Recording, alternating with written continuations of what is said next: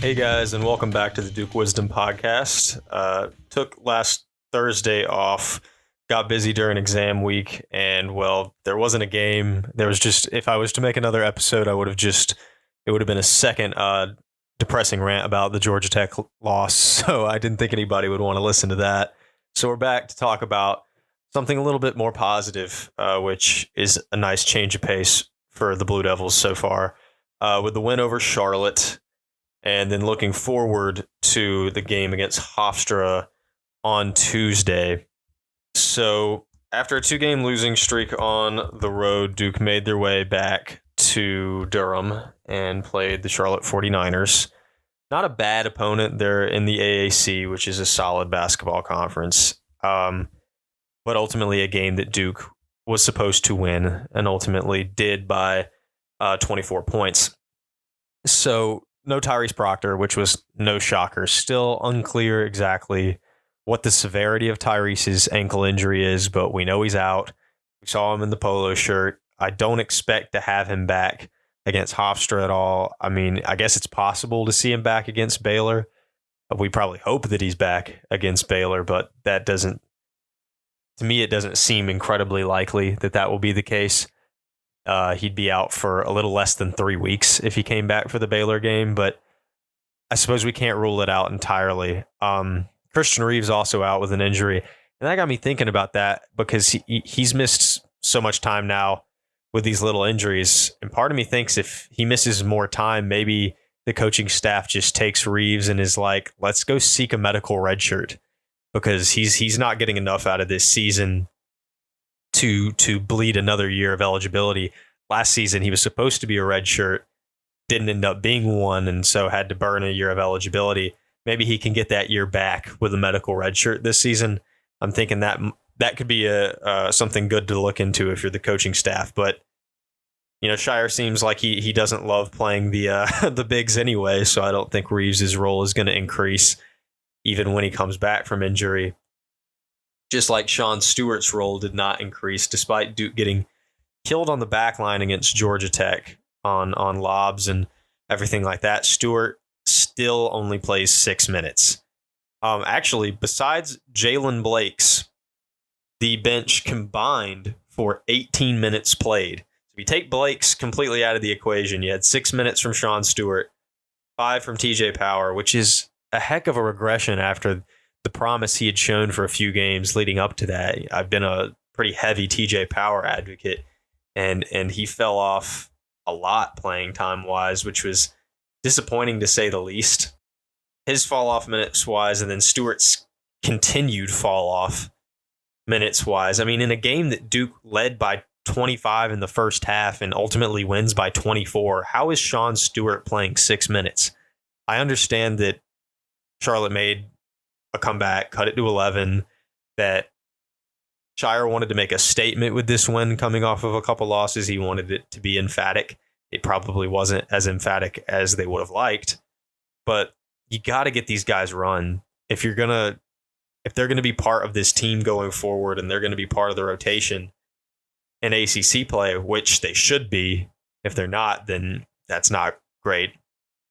They need to see more run. And I do think it's interesting that Ryan Young only had 6 minutes played as well. And we've seen a pretty stark decrease in Ryan Young's usage. I mean, he averaged 6.4 points per game last season in 18 minutes a game. In non-conference play, he was definitely playing over 20 minutes a game, and he was averaging probably 8 or 9 points. He's only averaging 2.7 points per game in just south of 13 minutes a game. And he's only shooting at 52% from the floor. He shot like 69% last season from the floor.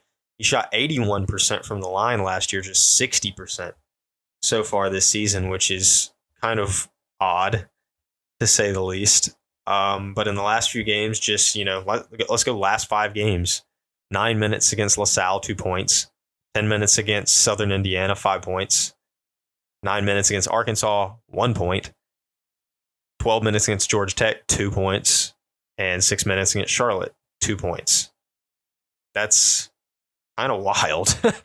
So Ryan Young is sort of being slowly erased from the equation as well, which is interesting. And the fact that he's being erased from the rotation and Sean Stewart's minutes aren't increasing is even crazier, because Kyle Filipowski can't really play any more than he already did to start the season and already does now. Those big man minutes then therefore are going to point guards because TJ Power's not playing anymore. He's a forward.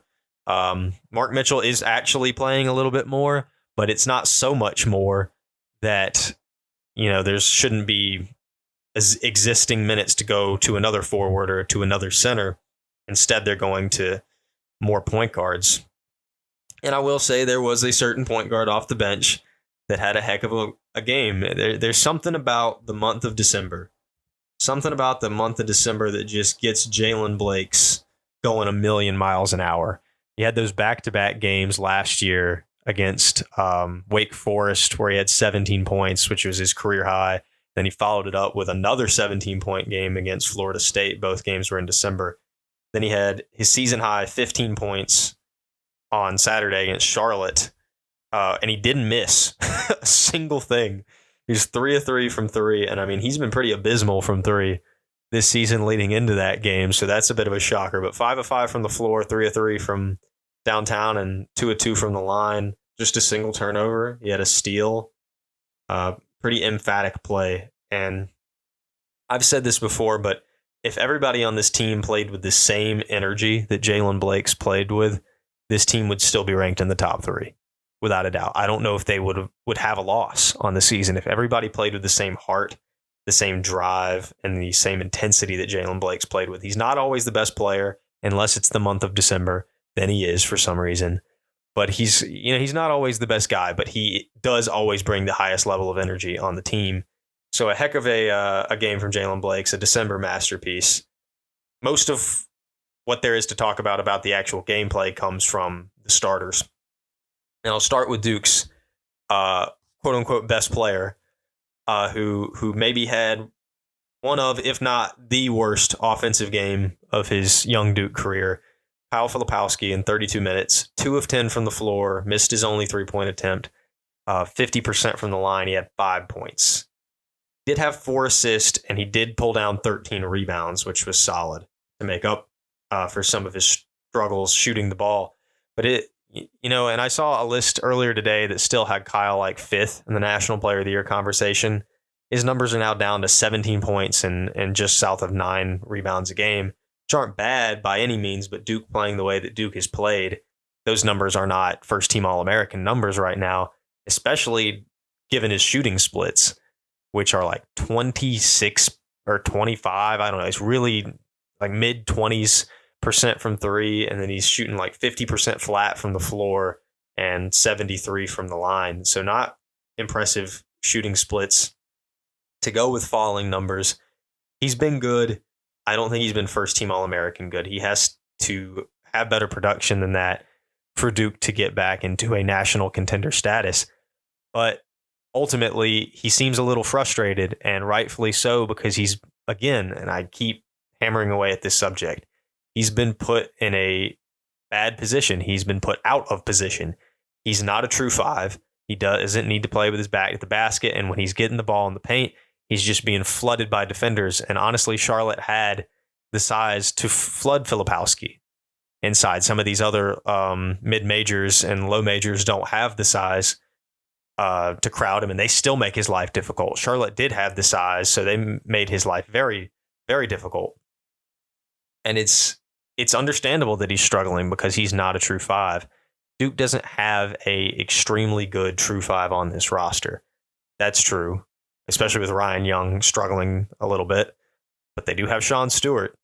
And Sean Stewart's not a true 5, but he does one thing. He dunks on the back line. You can put him at the 3, the 4, the 5. He's going to do that one thing. He's going to do that thing. He's going to bring energy. He's going to bring defense. And so I don't see why not put him at the 5. Let Kyle play his natural position at the 4, and let Mark Mitchell play a position that I think he has been so much more successful at, which is at the 3. It gives him room to breathe on the perimeter and drive. Mark Mitchell is a player that's going to thrive when he has room to drive. And he hasn't had that at the 4 this season. I know a lot of people have been in love with the small ball play, Mark Mitchell at the 4. It really just hasn't worked. Let's try something new. And last season, he had a lot of success as a driver at the 3 spot. Kyle had a lot of success at the 4 spot. He was more versatile, had a lot more options offensively. And then Duke just had a dunker at the 5.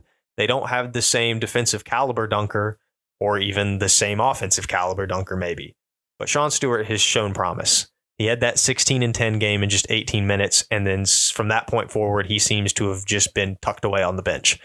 And I'm struggling to understand it. Yes, he struggled in some spot minutes that he's put in. But think about the pressure he's under when he's just put in for 2 minutes. It's like you have to be perfect for those 2 minutes to stay in the game, or else he's going to get sent back to the bench. You've got to give him time to breathe. He's a freshman, you know. A comparison I keep thinking about is a guy that just got back on the coaching staff, Justin Robinson. During his sophomore, junior seasons, he'd come in for a couple minutes, you know, and if he did anything wrong at all, or if in the game anything went wrong, he's pulled. He wasn't given the time to breathe. And I can't stop thinking about the fact that he was given the time to breathe at the very, very end of his graduate season, and he ended up being the difference maker. If he was given that time to breathe in the 2018-19 season, I think Duke had a 6th national championship banner at the end of that season, because he could have been the missing piece. Don't just shove a guy to the end of the bench just because. You got to give him time. You know, Sean Stewart hasn't looked bad at all. Like, at times, Javin DeLaurier did, especially as an underclassman, and Marquise Bolden did as an underclassman, but they still got minutes to work through their struggles. Sean Stewart will pick up fouls. You know, it's not going to be pretty all the time, but he's got to be given the opportunity. He's going to have to play a huge role next season, too. So if you just tuck him away on the bench, it's going to make next season even more difficult, because it's just Patrick Ngangba, and then it's Sean Stewart and Christian Reeves. And if, you know, Reeves isn't going to play, like I assume he's not going to, Stewart needs to see some run, or else Duke's going to really struggle in the front court again next season. They can't completely depend on Cooper Flagg. He's not a big. They got to have somebody holding down fort in the post. And I think that guy can be Sean Stewart. And I think he could be incredibly important to this team, allowing some of the forwards to play their natural position in the starting lineup with Kyle and with Mark Mitchell. Mark Mitchell recently, when he's had success, his success has just come from getting to the line. He's done a very good job getting fouled, and he did that against Charlotte. He shot 12 free throws. He was 8 of 12 from the line. You'd like him to hit a few more of those, but you can't complain but so much. He had 12 points. It's probably one of his better games he's played lately. He had a little bit of a tough stretch leading into December and in early December, but he had a solid game. He had 12 points. Caleb Foster got his first start as a Blue Devil with Tyrese Proctor out. Ended up playing 30 minutes, but didn't do an incredible amount. He only shot the ball 4 times, 2 of 3 from the line. Caleb shot a not great percentage from the free throw line. Might be the lowest free throw percentage I've seen from a point guard or a combo guard at Duke in a while. Trust that hopefully that'll improve. He did all right though, 7 points. Jeremy Roach continues to impress. While Duke struggled, Jeremy Roach really has not. In 33 minutes, 5 of 9 from the floor, 3 of 5 from 3, made all 5 of his free throws at 18 points. In his last 4 games, he's averaged 19.5 points per game on 73% shooting from 3, which is just ludicrous. Jeremy Roach has shot the ball exceptionally well from 3, and he's been known as a very inconsistent 3-point shooter throughout his career. I mean, his freshman year, 31%, then 32, then 34. He's shooting 48% from 3 this season. Now, do I think he's going to continue to shoot 48% from 3? Probably not, but he's shooting it right now, and he needs to put up more 3-pointers. But the success he's had, I've been confused why they haven't sought out more 3-point opportunities for Jeremy Roach. I haven't seen him shoot more than 5 in a game, but he had a solid game once again, and he's done very well. He's been Duke's best player for the last few weeks, I think, without a doubt. But Duke's best player on the night was probably Jared McCain, a guy who had been struggling on the season, and he hadn't really had his key moment. But he steps into that Charlotte game. Jared McCain goes out there, 7 of 13 from the floor, knocks down 3 of 7 from 3, and knocks down all his free throws. 21 points. He becomes the 5th Blue Devil, so now to score 20 plus so far this season as of December 9th, meaning all 5 starters have crossed the threshold. Kyle has scored 20 plus 4 times. Jeremy Roach has done it twice. And then Tyrese Proctor, Mark Mitchell, and Jared McCain have each crossed that threshold once each. This time last season, so December 9th last year, Duke only had 2 20-point games, period, for the whole roster. And both of them were Jeremy Roach. And so it's impressive that they've been able to put together a more balanced scoring effort this season. But ultimately, still, the struggles are there. The rotations aren't perfect. And we knew that they weren't going to move a mile in a game. They weren't just going to fix all the problems immediately. But they fixed some problems. And that's impressive, especially without Tyrese Proctor being available, that they fixed some problems. They looked a lot better in certain ways. I think there could still be more urgency. I think there needs to be more minutes, more time, and more trust in placed in Sean Stewart and TJ Power, especially if you've already kind of sidelined Ryan Young. I think you've got to put a little bit more trust in those guys. But a step in the right direction. We saw Jared McCain's best game as a Blue Devil so far. Jeremy Roach continues to impress. Jalen Blakes with his December magic. Filipowski not looking great in that center role, but hopefully will improve. He had a couple of dry spells last season as well. Similar concerns for playing in a non-ideal position for Mark Mitchell, but that's what can be said about the Charlotte game. They got back in the winning track in the winning column. A lot of Duke fans were able to let out a collective sigh of relief, and I think that's very important to everybody. And around, especially, nobody wants to be stressed around the holidays, but I hate to tell you that you're going to be stressed around the holidays almost without a doubt. Want to join a community of Duke accounts publishing news, theories, and predictions on Duke athletics? Join the Duke Wisdom Network. Just go to dukewisdom.org/join network today and fill out the form with your name and social media. Or you can DM at Duke_wisdom on Twitter or Instagram. Become a part of the community of Duke fans publishing their takes today. Again, that's dukewisdom.org/join network or DM at Duke_wisdom on Twitter or Instagram. Duke's next game is against Hofstra on Tuesday, December 12th, and it is the biggest trap game of the year for the Blue Devils. This is a game that I had circled preseason because, outside of those 4 major games that we all knew about, the Arizona, Michigan State, Arkansas, and Baylor games, Hofstra is, on paper, the most difficult. They are ranked 101st on KenPom, but I don't think that really does the problem that they're going to cause justice. What does bring that justice is that Hofstra is 7th nationally in 3-pointers made per game. So they can light it up. And any team that knocks down enough threes will just win a game. That's just how modern basketball works. So if Duke allows them to start knocking down those threes right out the gate, they're going to be the world of hurt, just like they saw against Georgia Tech. Georgia Tech wasn't a good 3-point shooting team, but they made their first 4 3-pointers and got out to a quick double-digit lead. And just like that, Duke was fighting an uphill battle the whole night and ended up losing the game. They do that to Hofstra, who is a exceptionally good 3-point shooting team. It's going to be a difficult win, and you absolutely don't want to lose. And heck, you don't really even want to be in a competitive game with Hofstra, because if you are, that's not going to look good for morale heading into what I believe is Duke's most important game of the season against Baylor. So that's a big turning point. Even if Duke comes out, they beat Hofstra, that Baylor game on the 20th is huge, because Duke gets that win. They're 7-3. Go into Baylor. You don't want to be 7-4 heading into the conference. Well, I guess 8-4 because they'll beat Queens, most likely. Knock on wood. But heading into conference play, you don't want to have 4 losses because it's going to be a bumpy road getting into conference play. And ACC has 5 teams ranked, including Duke, but not such a horrible conference this season. The bottom's still not great, but the top's looking pretty good. Clemson looks pretty solid. UNC looks solid. Virginia, probably shouldn't, but they look good. Tony Bennett's a wizard. Miami's good. They've had some bad games, though, but I expect them to improve as the season goes on. Duke needs to go into Madison Square Garden and knock number 6 Baylor in the head. They need to prove that they are still a team that needs to be considered a contender. If they go in and they lose close to Baylor, I'll come out of that one thinking, well, this team could probably salvage an 8 or a 9 seed out of the season, maybe a little bit better than that.